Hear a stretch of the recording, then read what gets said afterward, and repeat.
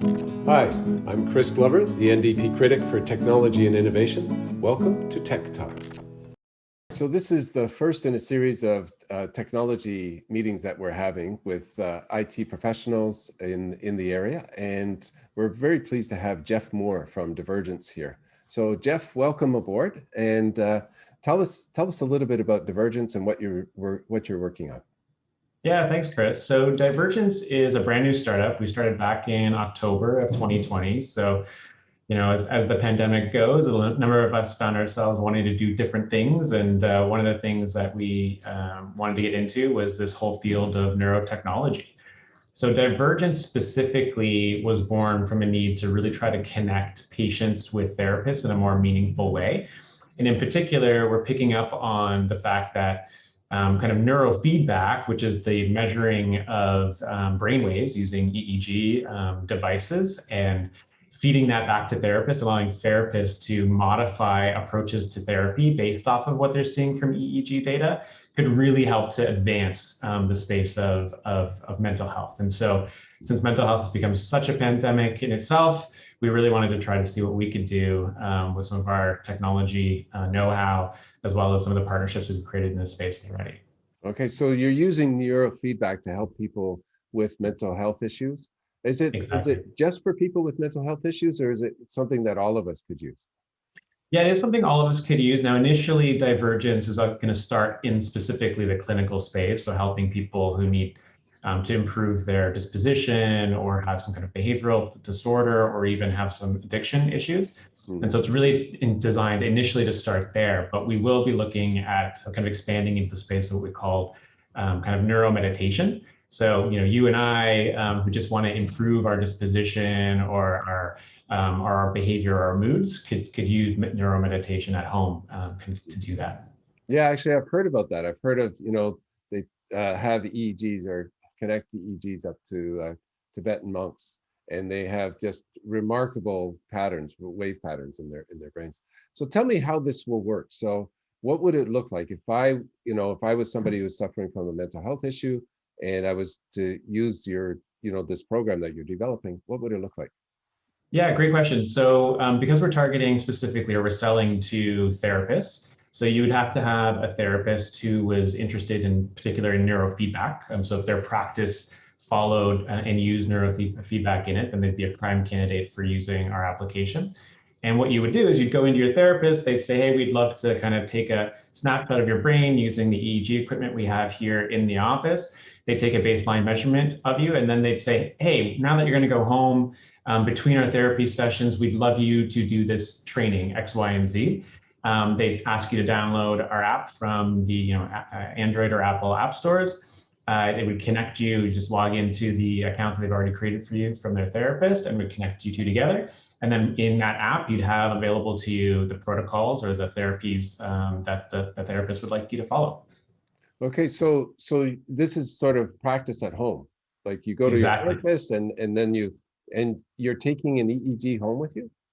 Yeah, so the great thing about where technology has come today is there's now a pretty readily available, cheaper, kind of what we call mobile dry EEG devices. So the ability for you to now take something home, either that you've purchased yourself, these devices can be around $500 a piece. Some are more expensive, some are cheaper.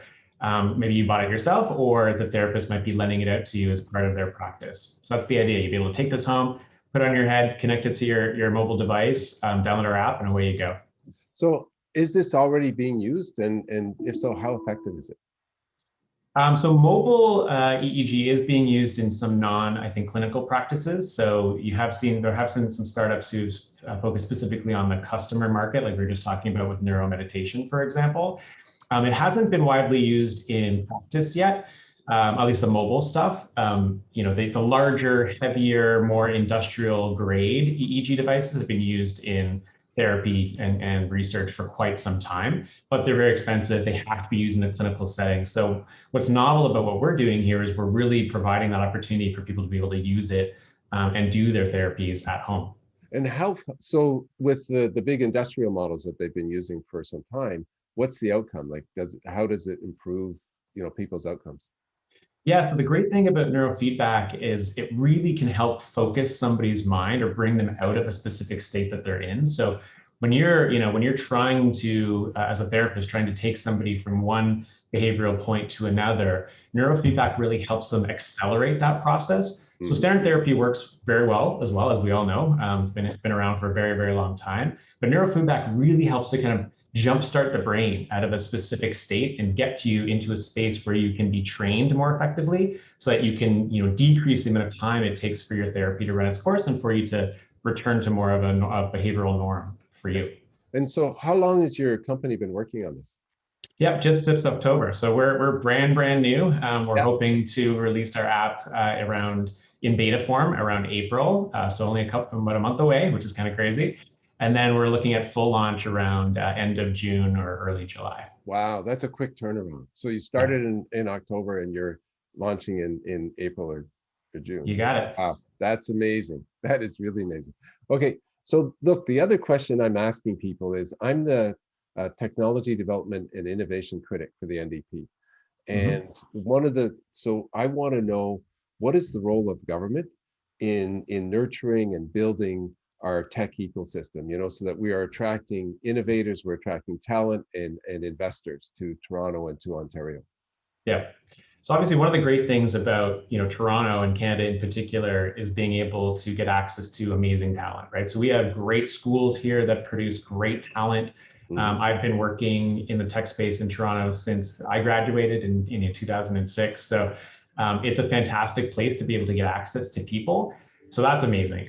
What's not so amazing is it's very difficult for entrepreneurs in the tech space in particular to get access to funding. So this isn't Silicon Valley, right? There aren't venture capitalists and private equity firms all over the place. We do have some, of course, but it's sometimes very difficult for us as entrepreneurs to be able to access the cash that we need without, diluting our investment to a level that we wouldn't be comfortable doing, right?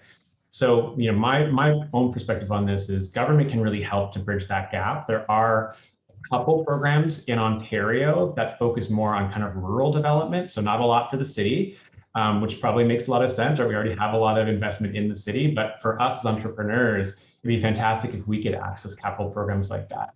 The federal government has a couple as well, which we're at Divergence looking at accessing. But the more options that we had, the ones that are more less dilutive in nature would be awesome from an entrepreneur's perspective. So I've done a lot of work with the film industry in Toronto, and the film industry is really being built on, because there's tax incentives and there's other Right. incentives like financial incentives from the government. How important are these incentives for the tech industry in Ontario? Very, very important. I mean, we talk all the time in tech about the federal component, which is, the research grant, like our SHRED, for example. Mhm. SHRED is a huge program that we make use of in the tech space all the time. And if there was something similar to that in Ontario to help from a tax burden, we would love that as well. Oh, that's great. Okay, so I'll take a look at that. Thank you so much for being here, Jeff. It's a real pleasure to talk with you. And Awesome. and Thanks, Chris. I and good appreciate it. luck with your launch. Yeah, keep us posted. Yeah, will do. Thank you very much, Chris. Okay, take care. Bye. Cheers.